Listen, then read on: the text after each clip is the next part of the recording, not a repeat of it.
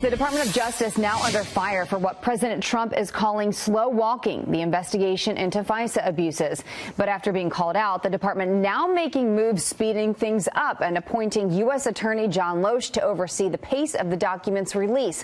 But would the stalling have continued had he not been? Here now to debate it is Liberal Commentator Wendy Osefo and New York City Councilman Joe Borelli. Thank you for joining us. We appreciate it. Wendy, I'll start with you. Do you think there's slow walking going on? No, I don't think they're slow walking. They requested millions of documents, so it's just going to take time, and there's bureaucratic red tape that comes with that. What I think is really important is that Ray came out and said on March 27th that he's going to assign more agents to be able to produce the documents that are needed. But what is not a good thing is for Trump to continuously use Twitter as a means to attack his own Department of Justice. It's just absurd for us to continue to attack our own government. They're doing the best they can, and from what I'm hearing, those documents will be released today. So to be late only 3 days does not warrant an attack on Twitter. Well, speaking of using Twitter, let's pull up this tweet from Saturday. President Trump writes, quote, "What does the Department of Justice and FBI have to hide? Why aren't they giving the strongly requested documents unredacted to the House Judiciary Committee? Stalling, but for what reason? Not looking good." Joe, who do you agree with, Wendy or President Trump and his tweet?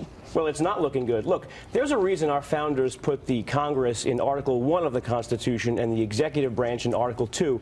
The FBI and DOJ are subject to, not above, the laws of the House of Representatives and Senate. And when you see an agency potentially with bad actors stonewalling an investigation by the people we, the people, have sent to Washington for this purpose, the president, and frankly, we all should be right to question this. Every time we peel back a layer of the onion that is the FBI and DOJ, we seem to uncover more bias, whether it's the Strzok emails, whether it's this new Loretta Lynch documents that are suddenly found, whether it's Comey perjuring himself. Everything leads to red flags, and it's a marching band of red flags at this point. And Wendy, if something seems to be taking a long time, you know, that's someone's opinion, but if something seems to be taking a long time, isn't it fair to get something done about it?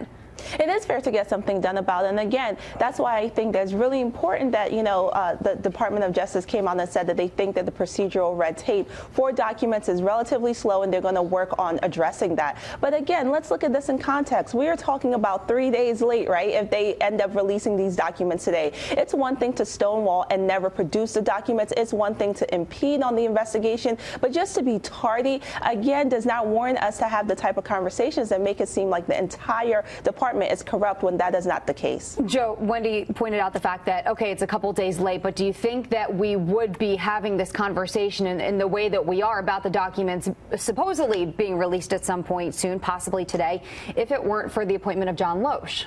No, and just look at the past precedent of what the FBI has been willing to disclose to people like Tom Fitton, who you had on earlier in Judicial Watch. Every time there seems to be a question of the FBI's actors, no, it is not the entire FBI, it is not the DOJ, but when it's a question of the actors on the top levels who are political appointees, we see time and time again that there is some implicit bias. Just look at the way that they handled the Clinton investigation, where they exonerated her in a statement before they even investigated her, versus how they look at Donald Trump, where there's just this wild hypothesizing over a crime that isn't even a crime on the books. Wendy, final word.